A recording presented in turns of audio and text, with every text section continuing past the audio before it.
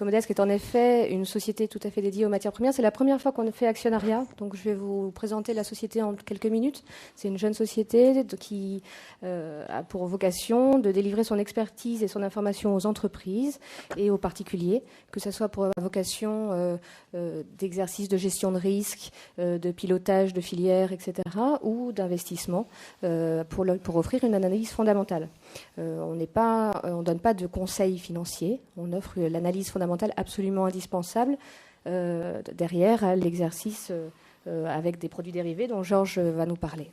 www.comodesk.com. C'est un média qui est sur abonnement. Vous pouvez vous abonner à une newsletter gratuite. Vous pouvez bénéficier d'une offre spéciale sur actionnariat. Il suffit d'aller au stand F49. Je vous le rappellerai tout à l'heure. Donc nous, on apporte l'information de fond et vous allez voir ici, on va essayer de la partager avec vous. On a également pour principe, sur le site comme dans nos services à la demande, d'accueillir les meilleurs experts, de les croiser, de faire en sorte qu'ils échangent et confrontent leurs points de vue. Aujourd'hui, on en a réuni deux d'envergure, Stéphane Delasserre et Georges Castel. Bonjour. Stéphane est Alors, ces deux experts ont rien à vendre. Je pense que c'est peut-être une des seules conférences sur actionnariat où on n'a rien à vous vendre. Juré. Ils vendent pas de produits dérivés. Ils sont pas représentants de sociétés cotées. Donc, ils peuvent parler tout à fait librement et ils répondront avec plaisir à vos questions. Même les plus gênantes. Et on répond à vos questions, par contre, dans le dernier quart d'heure de la conférence, si vous voulez bien. Ce qui va se passer, c'est 10 minutes de présentation de Stéphane sur son analyse des grandes tendances. Vous verrez, il a une perception assez originale des tendances à venir, assez précurseur. Donc 10 minutes pour Stéphane pour présenter les grandes tendances, c'est court, on va y arriver, je suis sûre. Et on verra comment derrière jouer sur ces tendances avec les produits dérivés qu'on pourra aussi remettre en question, parce que là aussi il n'en vend pas. Ce n'est pas un jeu, c'est de la gestion, justement. Donc avec Georges Castel, qui est un ancien trader options, il a officié pendant 15 ans sur les options commodities et forex. Aujourd'hui, il est directeur des études et fondateur du pôle trading de l'ESSELSCA, c'est-à-dire la formation numéro 2 sur la marché finance. Finance de marché, matières premières, gestion des risques. Pas toutes les horreurs, quoi.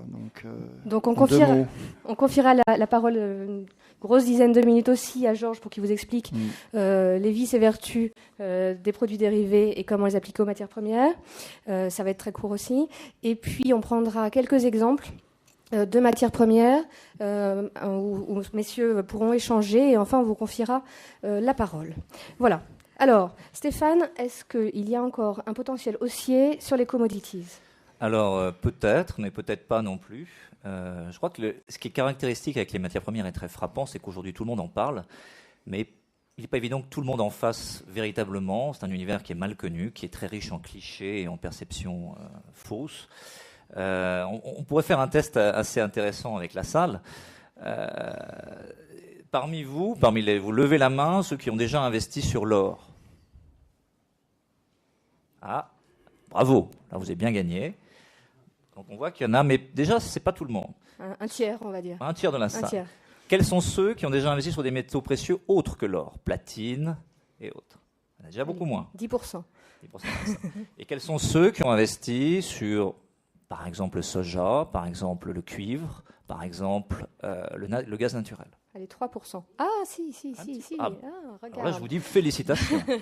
Alors, tous les autres ont beaucoup perdu, ne serait-ce que par coup d'opportunité. Et je vais vous montrer pourquoi.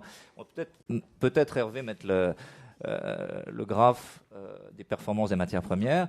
On estime en général qu'on parle beaucoup des matières premières depuis quelques années, mais en réalité, les matières premières ont vu leur cours augmenter tendanciellement. Ça y est, c'est là.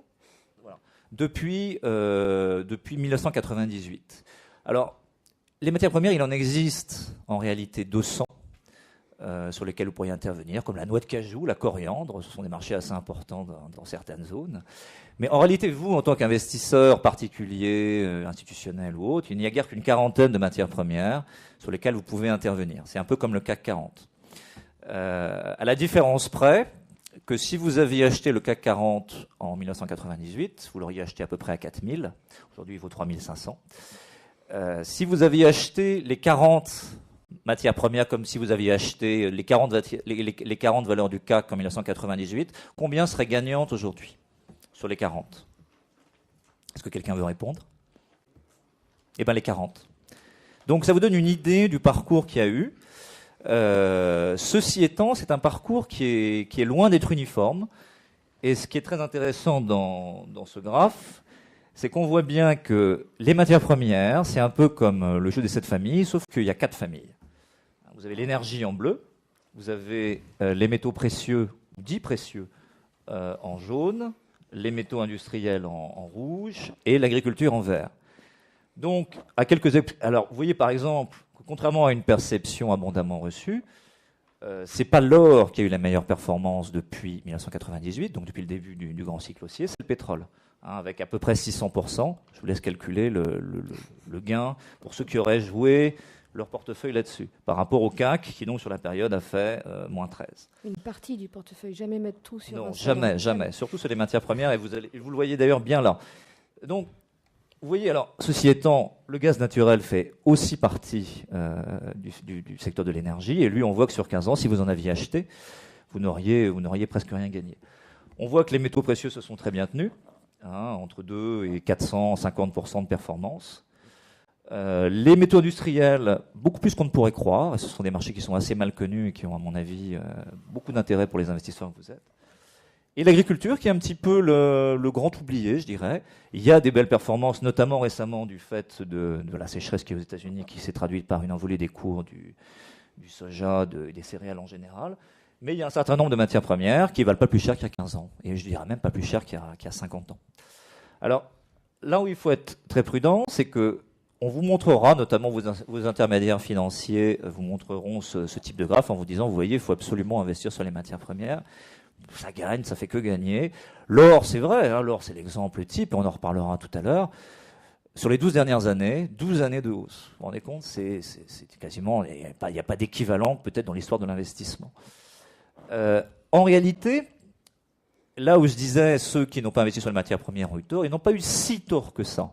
Parce que ce que vous voyez là, et c'est ça qu'il faut bien comprendre, pour vous qui n'êtes pas des investisseurs qui faisaient partie, on va dire, des cercles initiés, probablement pas, parce que ce sont des marchés très spécifiques et très techniques.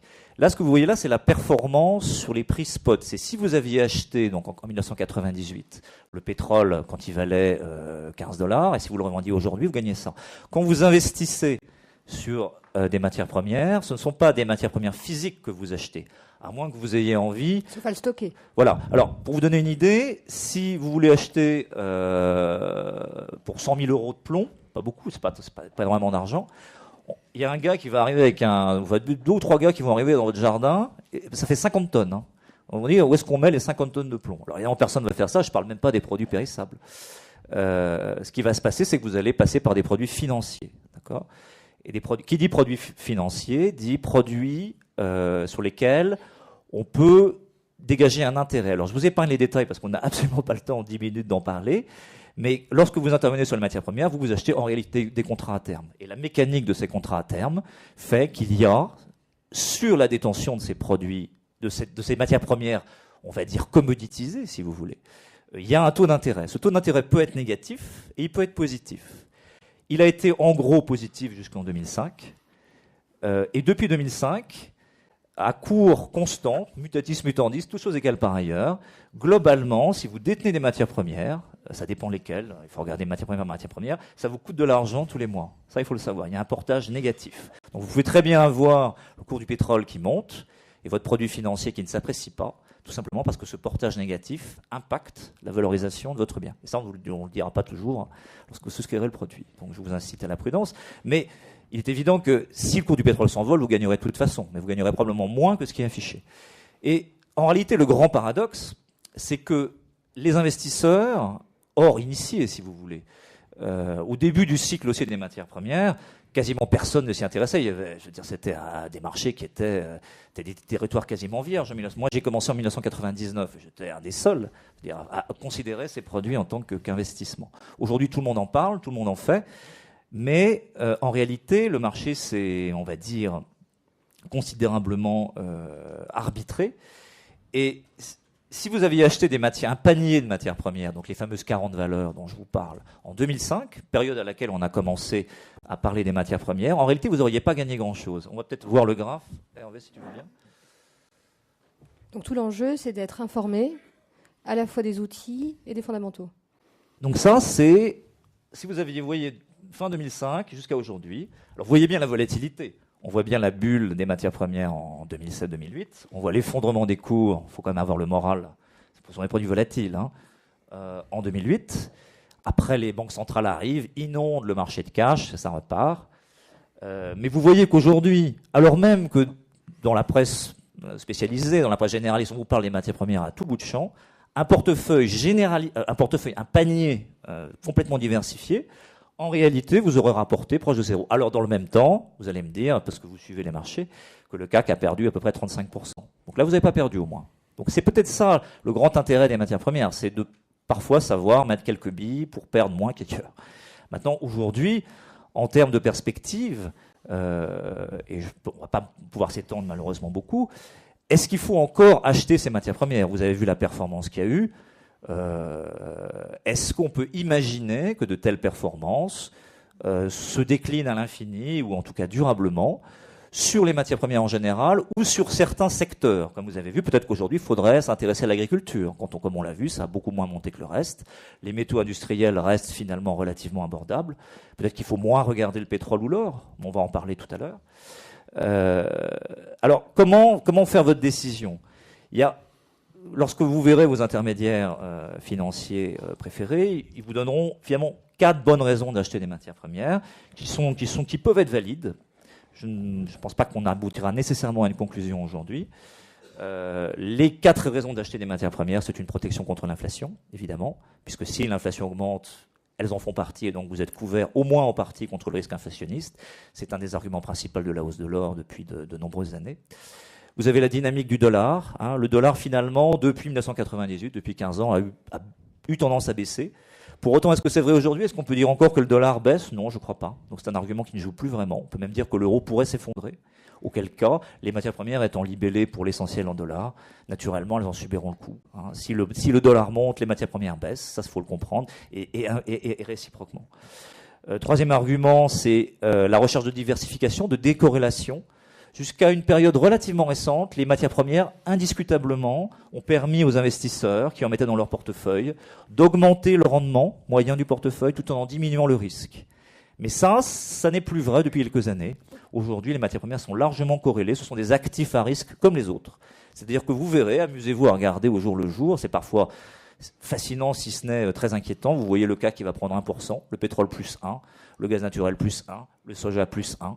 Et donc, aujourd'hui, si vous voulez, il faut comprendre que les actifs ont une logique complètement matricielle. Ce ne sont pas des Jérôme Kerviel qui spéculent dans leur coin, ce sont des ordinateurs qui sont reliés tous les uns aux autres, et qui, dès qu'un truc bouge, font bouger les autres, si vous voulez, dans une espèce de balai infernal, où tout bouge à peu près en même temps. Et la vraie question, c'est de savoir si vous voulez des actifs à risque ou pas des actifs à risque. Et de ce point de vue-là, l'or est un peu le chaînon manquant entre les actifs à risque et les actifs plus ou moins pas à risque. Alors je sais pas aujourd'hui, c'est vraiment des actifs qui sont pas risqués, même les obligations d'État, je vais vous dire. Il faut vraiment avoir le moral. Mais c'est un autre débat, on reviendra. Non, pas sur celui-là. Voilà. Donc, toujours est-il que le troisième argument, qui est l'argument de la diversification, de la décorrélation, ne joue plus vraiment. Et il nous reste les fondamentaux. Les fondamentaux sont plutôt bons, on va le voir.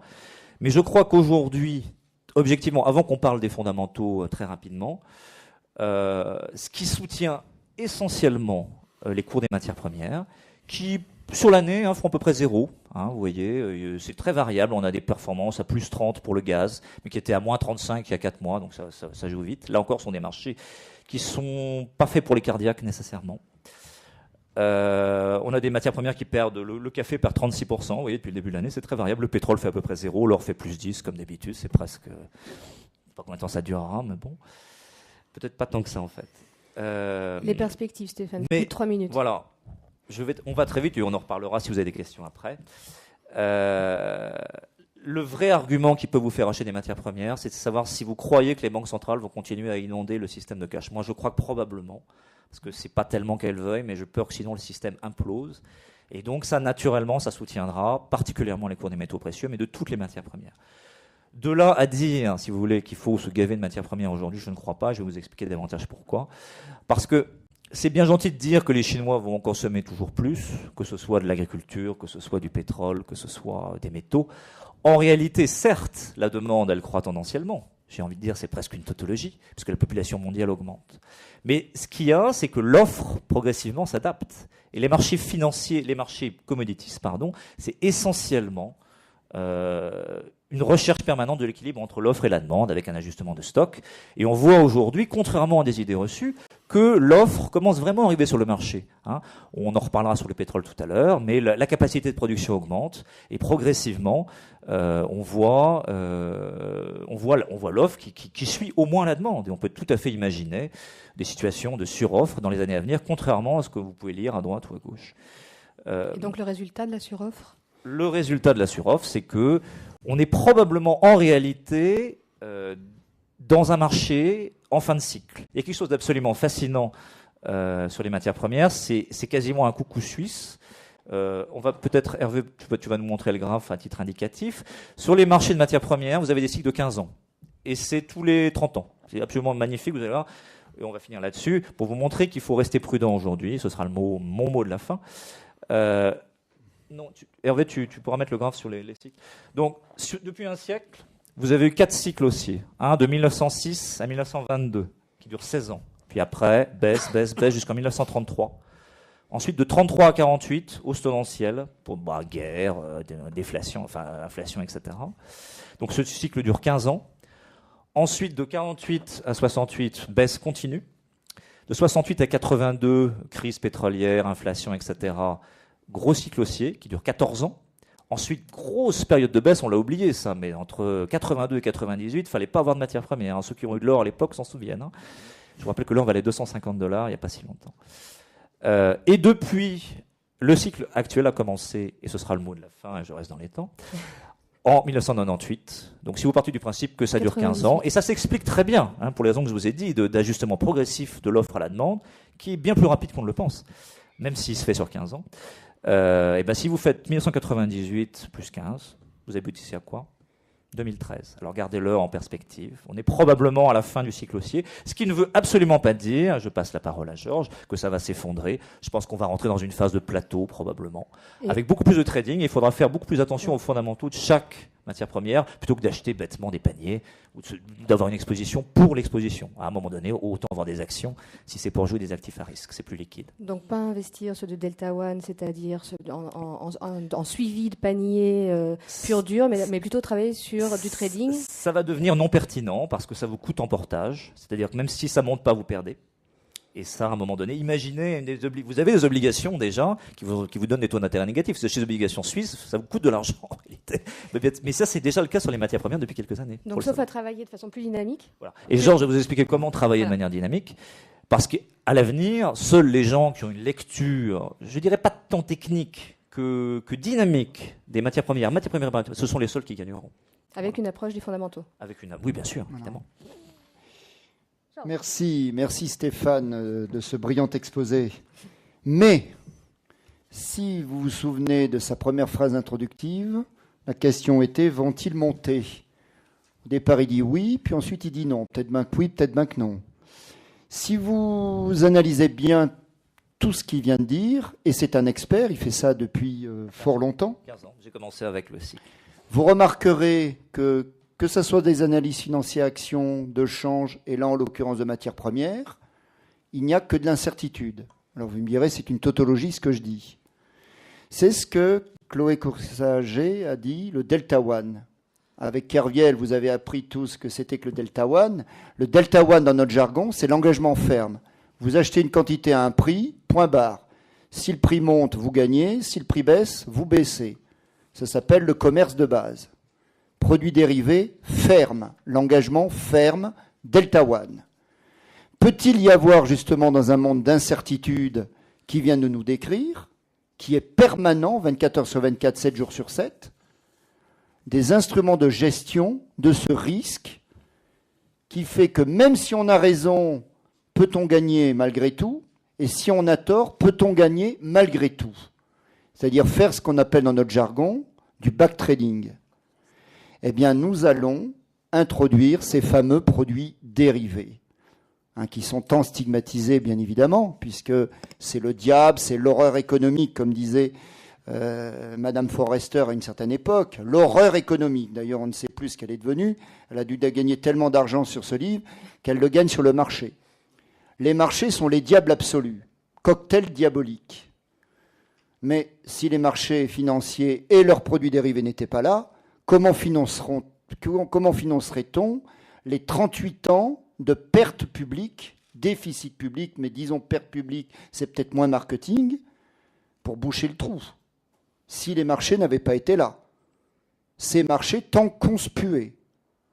Donc là, Stéphane vient de nous parler de façon experte des matières premières et de toutes les classes d'actifs, l'énergie, les soft commodities, mais toujours dans une logique delta one, c'est-à-dire on achète si on pense que ça va monter et on vend si on pense que ça va baisser.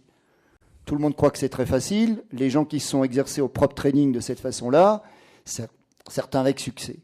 Donc comment gérer l'incertitude ? Eh bien, en ayant des instruments d'accompagnement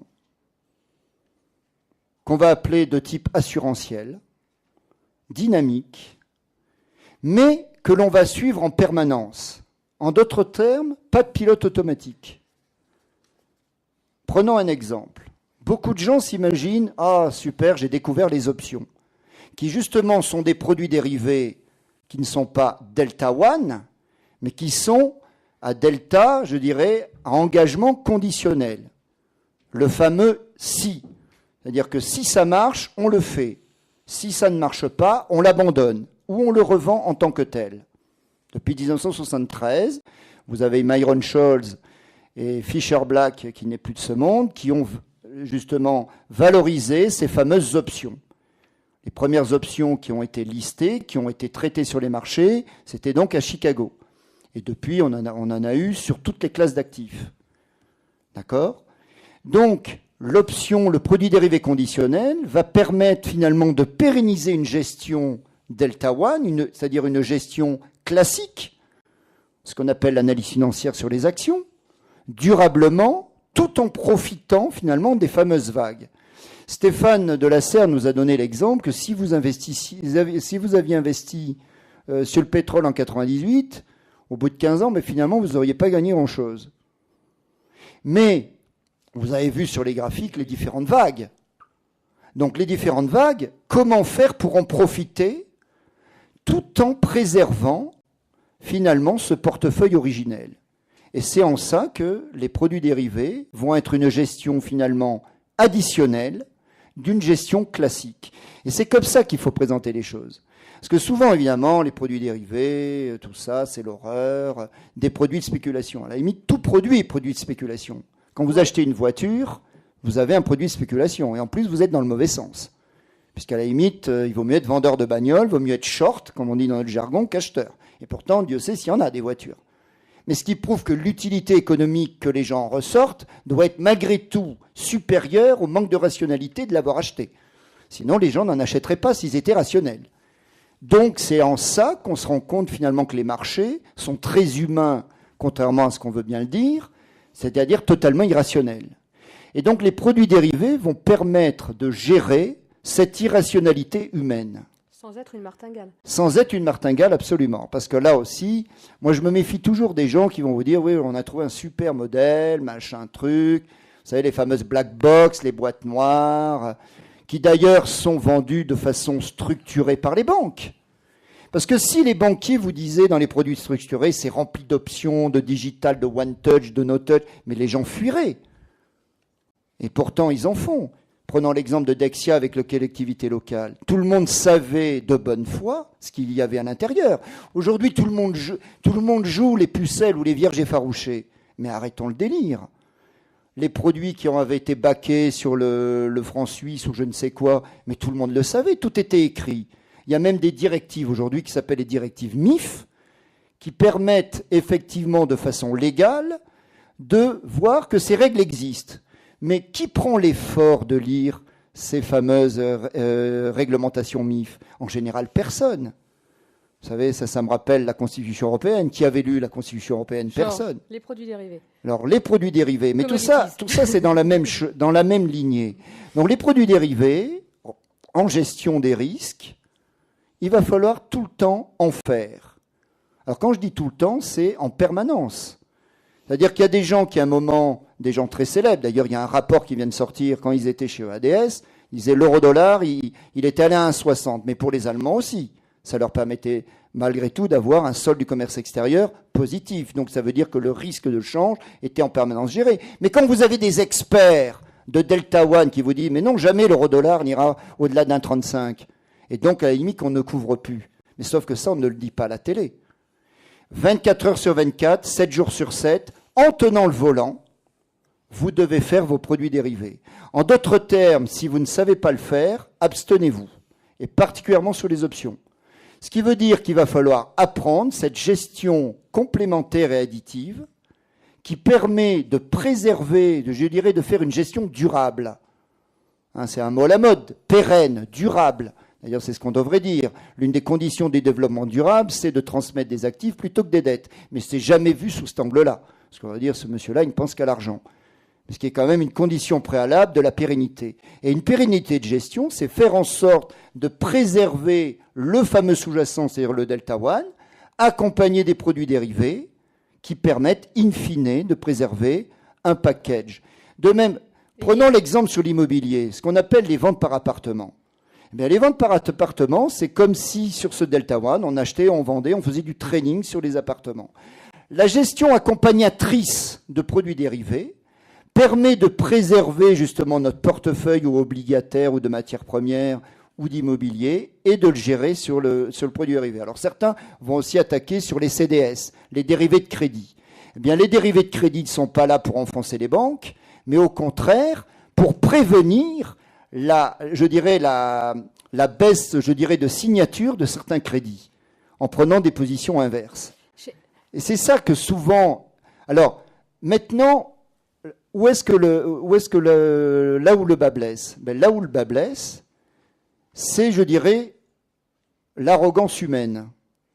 En d'autres termes, c'est-à-dire qu'il y a des gens, à partir du moment où ils commencent à devenir spécialistes de ce genre de gestion, ils s'imaginent avoir trouvé le nirvana ou la pierre philosophale.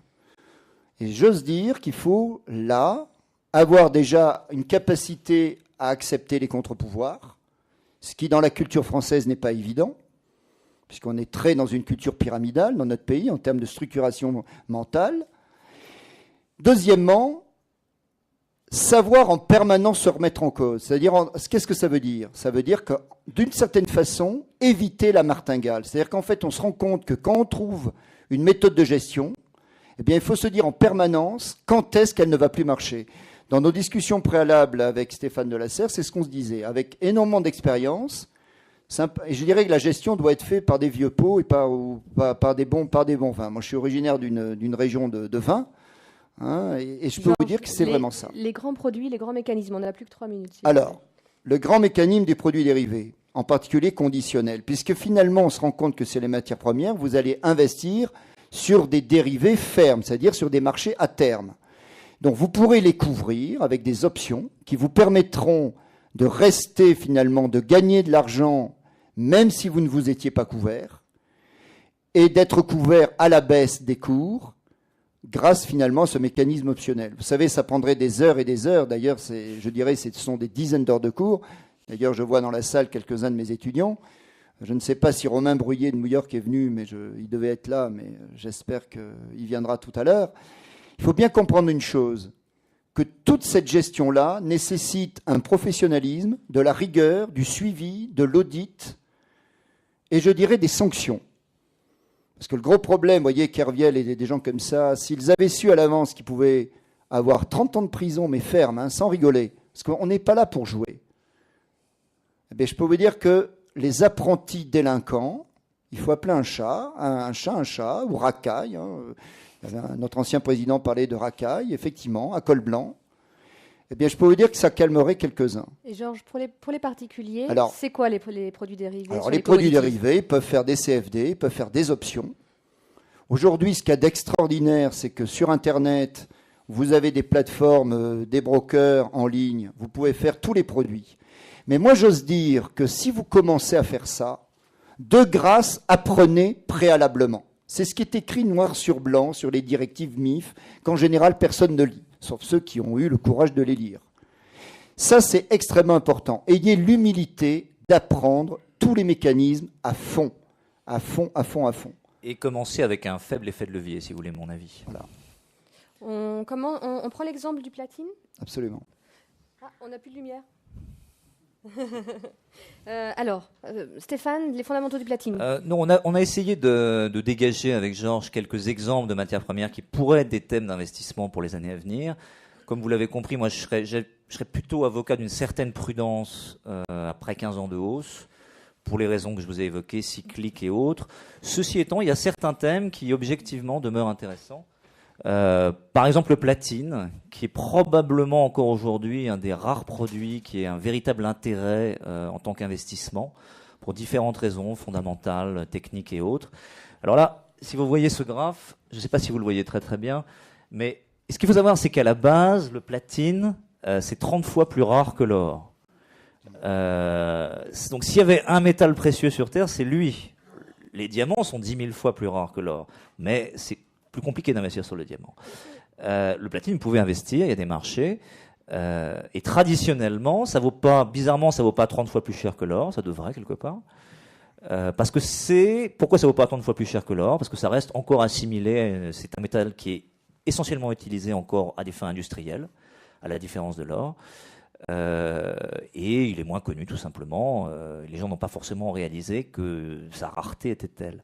Alors, ce qui est intéressant aujourd'hui, c'est que historiquement, le platine n'a quasiment jamais traité en cours en dessous du cours de l'or. Si vous regardez depuis, là on a depuis 1986, je crois. Comme vous voyez le vert, là c'est en haut le premier graphe du haut. Vous voyez, c'est simplement le différentiel de cours. Donc vous voyez que en 2008, lors de la bulle des matières premières, enfin la bulle, on va dire l'envolée est un peu lyrique, le platine valait 2 fois et plus cher que l'or. Par la suite, il est revenu à peu près à parité, fin 2009, début 2009. Et maintenant, étrangement, il s'est installé en dessous. Et ça s'explique en fait assez bien. C'est qu'en fait, pour la plupart des gens, le platine, c'est une sorte de proxy, si vous me permettez cet anglicisme, de l'investissement automobile. C'est-à-dire que si vous ne croyez pas à l'automobile, vous n'allez pas acheter du platine, puisque en fait 50% du platine est utilisé pour des pots catalytiques. Et 5% seulement du platine est utilisé à des fins d'investissement. Alors que sur l'or, c'est pas loin de 50% aujourd'hui. Donc, l'investisseur malin, probablement, qui aurait acheté de l'or depuis quelques années, pourrait, et j'en reviens pour rebondir sur ce que disait Georges, pourrait dégager une sorte d'option gratuite en prenant un peu de profit sur son or, qu'il a acheté entre 250 et 1500, mettons, et réinvestir une partie de ses profits sur le platine, ce qui dégagerait quasiment une sorte d'option gratuite. Le jour où il y aura des problèmes en Afrique du Sud, qui représente 80% de la production mondiale, il y a eu des problèmes récemment en Afrique du Sud. S'il y a de graves problèmes en Afrique du Sud, il n'y a plus de platine. Donc le cours s'envole. Quand je dis s'envole, c'est lyrique. Donc on n'en est pas là, et c'est pas que je souhaite des troubles en Afrique du Sud, mais franchement, de toutes les matières premières, moi c'est celle que je préfère. Peut-être pas aujourd'hui, parce qu'il est clair que... faut quand même croire aussi que l'industrie automobile va repartir à un moment donné. C'est quand même assez lié. Bon. Sur les fondamentaux de l'Afrique du Sud, il y a beaucoup d'actualités là depuis 3-4 mois. Justement, c'est là où les fondamentaux viennent jouer un rôle très important pour les investisseurs parce que ça permet d'anticiper sur les marchés. Qu'est-ce que vous feriez, Georges, sur le platine? Toujours pareil, on ferait une politique de gestion optionnelle liée à son incertitude. Concrètement? Concrètement, il se met long parce que de toute façon, la plupart des investisseurs se mettent acheteurs de façon permanente et structurelle. Et la gestion additionnelle optionnelle permettrait justement de gérer les vagues tout en restant investi. C'est ça la technique de gestion avec des produits dérivés et conditionnelle, c'est-à-dire optionnelle en l'occurrence. C'est-à-dire que finalement, vous êtes là pour rester investi pendant 1 an, 2 ans, 5 ans, 10 ans, s'il le faut.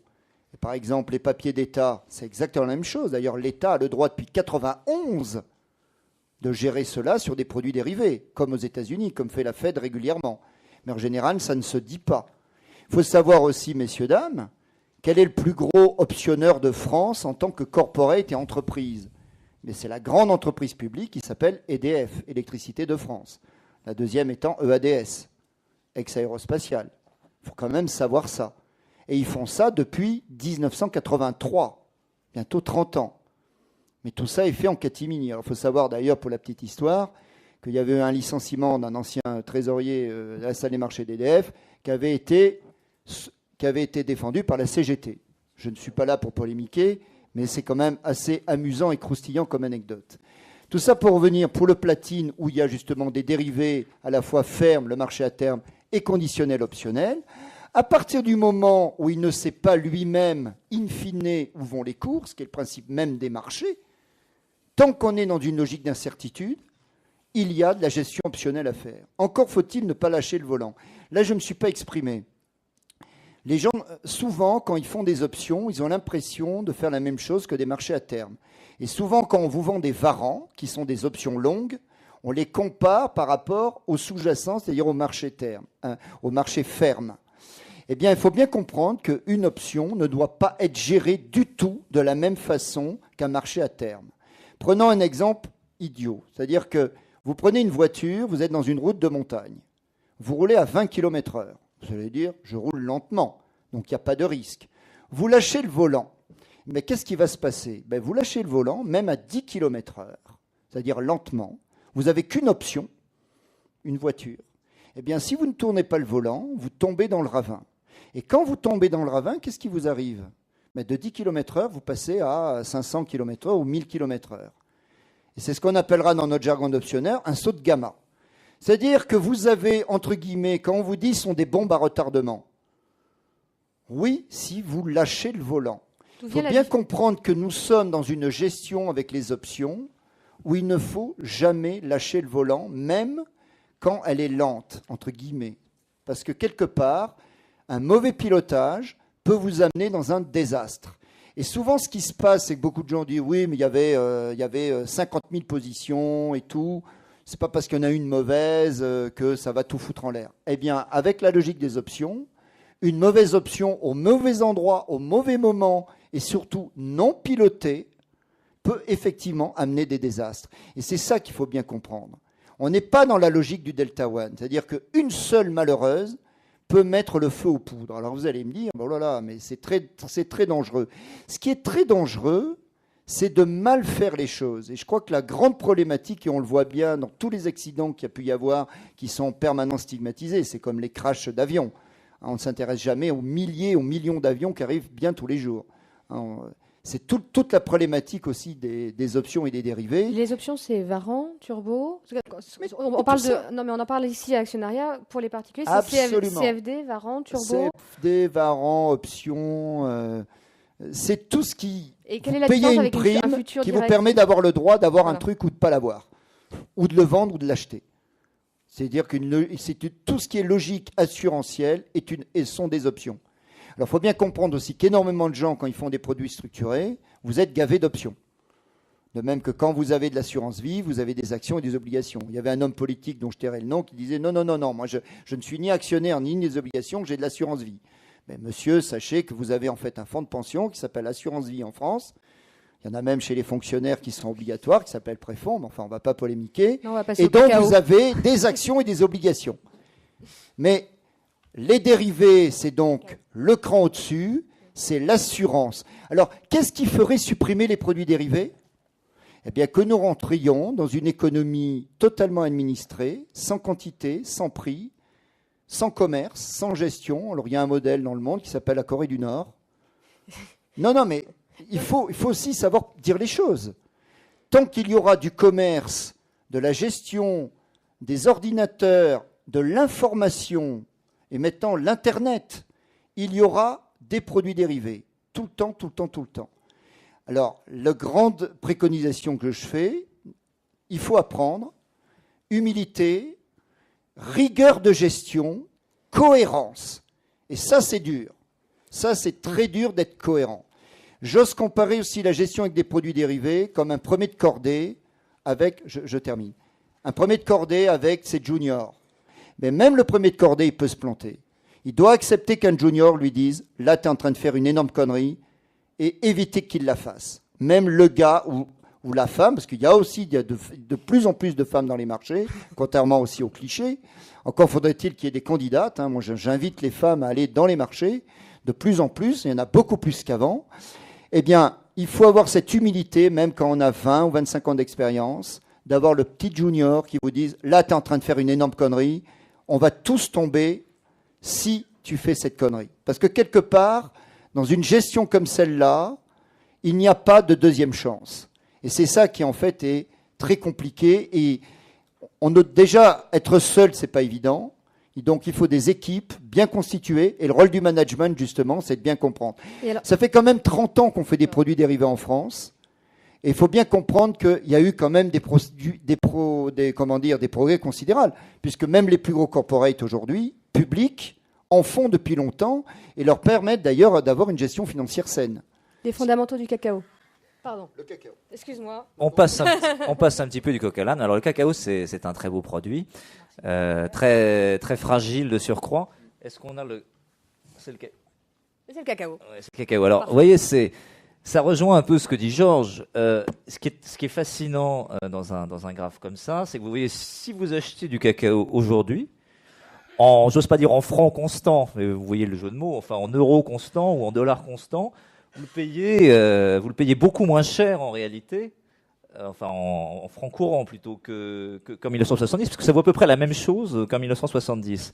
Alors que c'est un produit dont la demande ne cesse de croître, qui a de multiples vertus bien connues. De plus en plus rare du fait des problèmes. Et dont la production est en plus très concentrée en Afrique occidentale, qui est une zone comme on sait de tension. Moi, c'est un produit que je vous inviterai à regarder, qui est probablement un produit pour les investisseurs un petit peu plus malins, mais sur lequel, et là encore pour rejoindre ce que disait Georges, il y a des opportunités de gestion dynamique absolument étonnantes, liées à la fragilité de la production, qui est très sensible aux risques politiques, aux risques sanitaires surtout. Aussi. Donc là, il y a vraiment quelque chose à regarder. Mais le pétrole. Le pétrole, oui. On parlait du pétrole et de l'or, bien sûr. L'or, je ne suis pas sûre. Bon, l'or, s'il y a des questions, on en parlera sur les questions. On fait le pétrole et on passe aux questions. Voilà, d'accord, regardons le pétrole. Alors, le pétrole, vous voyez, c'est... Autant le cacao, c'était un peu Stravinsky, vous voyez, tout en, je dirais, une musique assez martiale et osée. J'ai envie de dire, le pétrole, c'est plutôt Wagner. Si vous regardez, vous voyez très très bien la chevauchée des Valkyries là, en 2007-2008. Puis après, c'est vraiment die Götterdämmerung, c'est vraiment le crépuscule des dieux. Le pétrole est passé de $147 à $35 en l'espace de 3 mois.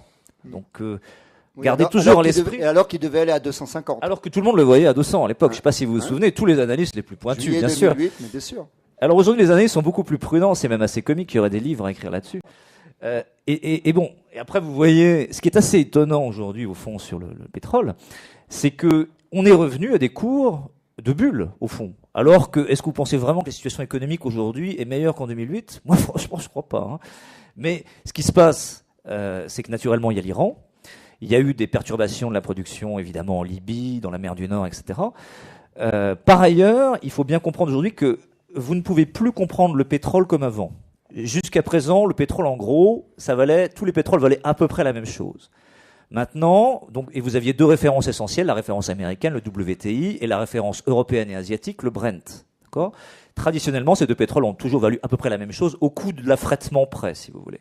Aujourd'hui, les cours de ces 2 pétroles-là ont totalement divergé. Là, vous avez donc le Brent, donc le pétrole qu'on utilise chez nous, ou en Asie, pétrole typiquement de la mer du Nord, pétrole léger, facile à raffiner, qui donc est proche de ses plus hauts historiques. Alors que si vous allez regarder le pétrole américain, le WTI, lui, il traite à $85, donc c'est-à-dire presque $30 en dessous de l'autre. Donc quand on parle du pétrole, regardez toujours bien ce dont on parle, et ça s'explique d'ailleurs très bien, puisque aux États-Unis, il y a une véritable révolution des techniques de production. En France, on a dit non pour l'instant, mais c'est probablement, pardonnez-le-moi, une erreur. Les techniques de fracturation hydraulique, bon, c'est un domaine assez, je dirais, polémique, mais vont faire qu'aux États-Unis, l'Amérique du Nord, à l'horizon 2020, sera peut-être exportatrice nette de pétrole. Alors, je ne sais pas si vous vous rendez compte qu'aujourd'hui, les États-Unis importent 25% du pétrole mondial. à partir de 2020, l'explosion de la capacité de production, parce que c'est ça qui se passe. Et on l'a vu sur le gaz, on pourrait mettre le graphe du gaz pour montrer ce qui s'est passé. Le cours du gaz, que tout le monde voyait monter tendanciellement, avec le développement très rapide de ces nouvelles techniques. Je ne dis pas qu'il faut forcément les développer partout, mais en tout cas, a abouti à un effondrement des cours. Hein, et ça se produira peut-être pas sur le pétrole aussi vite. Il est évident que si ça pète en Iran demain, excusez-moi l'expression, vous verrez le pétrole à $200. Mais tendanciellement, j'ai envie de dire, il faut faire attention sur le pétrole, parce que à long terme, il y a quelque chose qu'on perd de vue sur les matières premières, c'est qu'à long terme, les matières premières reviennent toujours, mécaniquement, vers leur coût moyen de production. Alors que dans les phases de hausse, elles vont vers le coût marginal de production. Coût moyen de production, le coût marginal de production sur le pétrole aujourd'hui, c'est $130, c'est-à-dire le coût de production des 10% de pétrole les plus chers. En conventionnel ou en non conventionnel? En général, d'accord, en comptant la fracturation hydraulique, etc. Si vous regardez le coût moyen de production du pétrole, c'est combien? Vous avez une idée? Ça va vous faire peur, là. C'est $11. Parce que la plupart des pétroles qui sont produits à des coûts de production de $3. Ça coûte rien, sortir du pétrole des sables irakiens ou des sables iraniens. Donc, attention, je ne vous dis pas que le pétrole va revenir à $11, ni même 15, ni même 30, mais au vu des éléments cycliques que je vous ai présentés et de l'évolution très très rapide de la capacité de production, bien supérieure à ce que le marché anticipe, il est probable qu'on reverra les $50 un jour. Mais hors guerre en Iran, hors choc exogène évidemment. Non, puis aux États-Unis, l'exploitation des gaz de schiste, et oui, voilà. ça va. Alors, en 2035. Tu pourrais juste montrer le graphe du gaz. Du gaz. Oui, voilà. Alors, vous voyez le gaz. On voit bien le mouvement haussier, surtout à partir des années 98. Alors, c'est beaucoup plus volatile, hein, c'est le cas de dire, le gaz. Vous voyez, ça montait régulièrement jusqu'à $15 le BTU, enfin le million de BTU. Et puis arrivent les techniques de fracturation hydraulique. Et vous voyez que les cours, c'est pas du tout le même graphe que le pétrole. Hein, et c'est simplement l'évolution de la technique, ça. Et c'est en train d'arriver sur le pétrole. Alors faites bien attention. Alors, je vous ai dit que ces deux experts étaient complètement indépendants et qu'ils n'avaient rien à vendre. Sur Comodesk, il y a d'autres experts qui partagent pas du tout la même option sur le gaz de schiste, pas au niveau politique, hein, mais non, pas du tout. Je suis pas experte. Sur l'impact que ça peut avoir sur les marchés et notamment sur l'augmentation des coûts, sur le changement de cartographie totale de l'énergie, etc. Je crois qu'on a très bien respecté le temps. Si vous voulez poser des questions, on a le temps.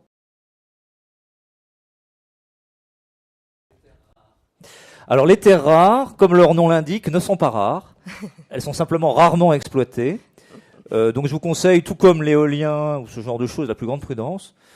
C'est typiquement c'est pas volatile. Les idées séduisantes en apparence, mais qui ne sont pas forcément des bonnes idées. Est-ce que c'est un marché liquide? Pas du tout. En fait, jusqu'à présent, les terres rares, on n'en avait pas véritablement besoin. Et puis, les Chinois étant spécialisés dans l'électronique, et comme elles sont très utilisées dans l'électronique, notamment pour les applications téléphoniques, sont devenus le premier producteur mondial. C'est assez logique. D'ailleurs, la Chine est le premier producteur mondial d'un très grand nombre de matières premières, y compris l'or. Je ne sais pas si vous vous rendez compte. Ce n'est pas du tout l'Afrique du Sud ou les États-Unis. Et donc, en fait, ces terres rares ont été jusqu'à présent peu exploitées, et vont l'être beaucoup plus. Et des terres rares, il y en a plein en fait. Mais comme du pétrole, il y en a plein. Après, à quel coût? À quel coût et à quel terme? Parce que le problème, c'est d'arriver à c'est le temps de faire en sorte de pouvoir extraire entre le moment où on choisit d'investir et le moment où on arrive à sortir. Comprenez-moi bien, monsieur. Je ne vous dis pas si vous avez investi sur les terres rares via telle ou telle action, je ne sais pas. Je ne vous dis pas du tout que ça ne va pas marcher. Je vous dis que moi, en tant que problématique, moi qui connais un peu les matières premières quand même, je n'irai pas investir moi-même là-dessus. Le palladium est un marché qui malheureusement est trop contrôlé par l'ancienne Union soviétique. On ne sait pas quels sont les stocks, il y a très peu de transparence. C'est une sorte de platine du pauvre. Donc si vous aimez le platine, vous devez aimer le palladium parce que ça bougera de la même manière. Le problème c'est que il y a très peu de visibilité.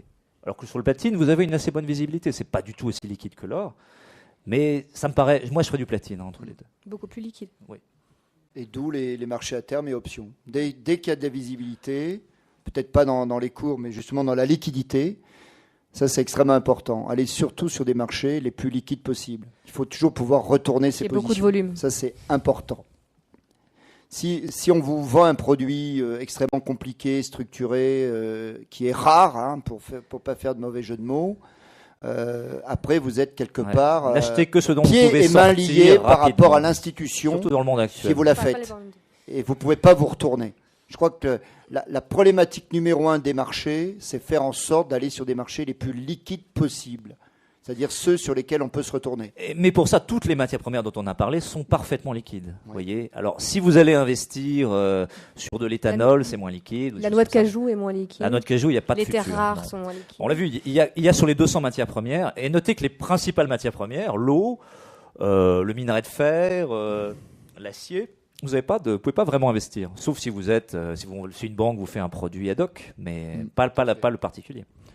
Un des indicateurs de liquidité du marché, c'est à partir du moment où sur ce marché existent des marchés à terme, donc du Delta One, et des marchés d'options. À partir du moment où sont créés de toutes pièces des marchés et d'autant plus standardisés, parce que ou des indices, parce qu'il y a des indices ça veut dire qu'il y a de la liquidité. Pièces. À partir du moment où il n'y en a pas, et c'est vrai que le diamant, par exemple, qui est un marché encore plus confidentiel, très intéressant le diamant, mais pas de véritable vecteur d'investissement. Là, c'est bon, pas cher du tout. On rentre dans un autre domaine. Là. D'autres questions? L'argent? Alors l'argent, moi j'aime bien. Parce que c'est un peu l'or avec un effet de levier. Si vous croyez à l'or, j'ai envie de dire vous devriez plutôt faire de l'argent. C'est pas que j'aime pas l'or, hein, après tout. Mais l'or, vous voyez, c'est un peu. Si on regardait le graphe de l'or, on pourrait le regarder d'ailleurs. Je crois que on y va. L'or, on a parlé de Stravinsky sur le cacao, de Wagner sur le. L'or, c'est Mozart. Hein. Mais on sait que Mozart, ça finit tout seul dans un cimetière, pauvre et oublié. Comme tout le monde, finalement, non? Pas comme tout. Les cimetières sont pleins de gens irremplaçables qui n'ont pas été remplacés, c'est vrai. Donc, l'argent a ceci de beau, que c'est à la fois un métal précieux et un métal industriel. Le jour où l'économie mondiale repartira, et elle repartira, faudra peut-être pas avoir d'actifs à risque ce jour-là, mais bon, c'est un autre débat. L'argent fera mieux que l'or, voyez, parce que l'argent c'est avant tout un usage industriel. Hein. Alors qu'on peut tout à fait le considérer comme un métal précieux aussi. C'est intéressant cette hybridité, si vous voulez. Donc moi j'aime bien. Si vous êtes fan de l'or, faites plutôt de l'argent en réalité. Mais aujourd'hui, est-ce qu'il faut être fan de l'or? Moi, j'ai du mal à l'être. Je pense que le marché a vraiment très très très envie d'aller voir les $2000 l'once. Tout le monde attend ça, tout le monde en a, tout le monde se dit, maintenant les banques centrales vont l'emmener, etc. Il est fort possible qu'on y aille. Mais si on le voit, je vous conseille de vendre, franchement. Alors moi je dirais que sur l'or, à chaque $100 de hausse, achetez des puts. Parce que le jour où ça va retracer, comme on dit... Les puts, c'est ce qui descend. Des options de vente. Mais vous voyez, cet effet de l'argent joue dans les deux sens. Je ne sais pas si vous vous souvenez, la 3e semaine d'août 2011. C'était quelque chose de très étonnant, qui a beaucoup changé la perception de l'or pour les vrais spécialistes. La 3e semaine d'août, l'or a perdu 20% en 4 jours.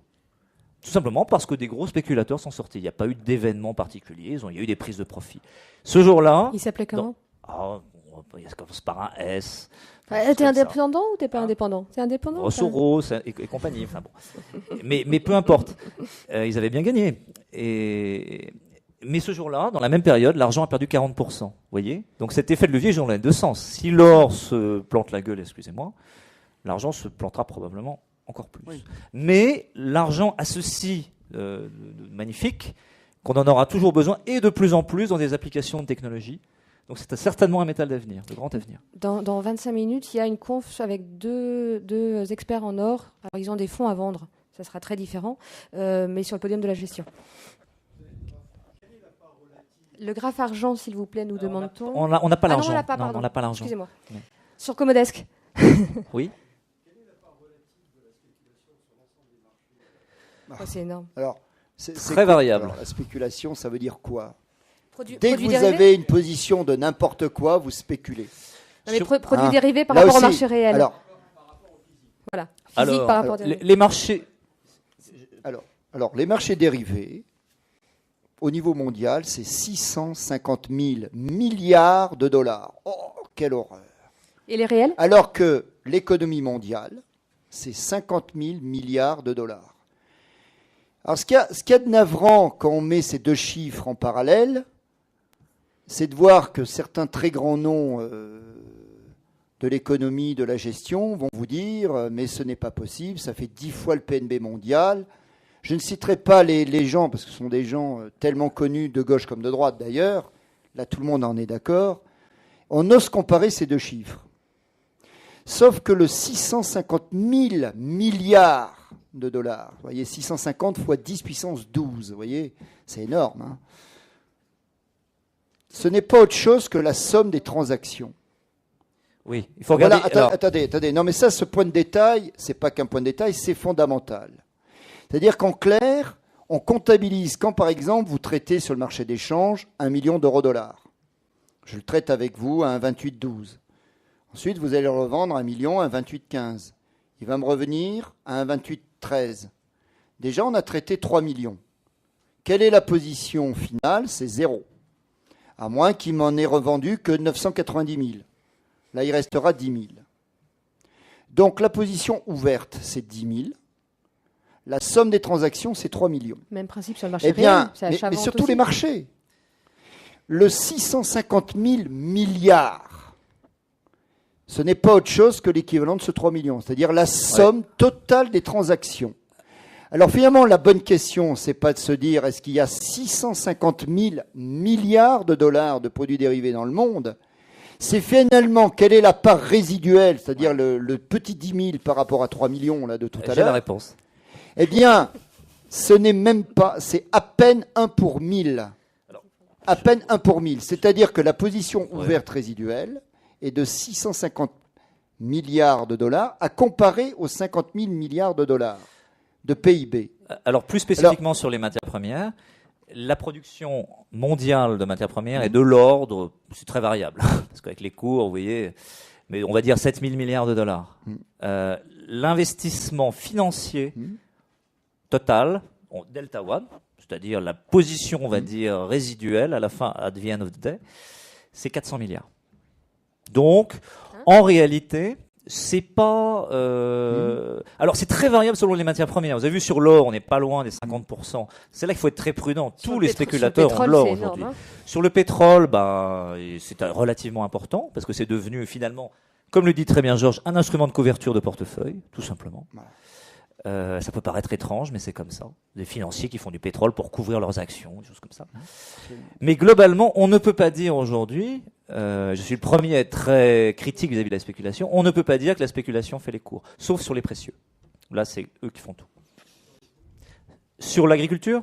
Alors, sur l'agriculture, ça commence à être très réglementé. Et je ne crois pas que les pouvoirs publics, et d'ailleurs on peut s'en réjouir, laisseront les spéculateurs faire courir le moindre risque aux équilibres alimentaires mondiaux. D'ailleurs, on le voit déjà, vous avez vu ce qui s'est passé avec...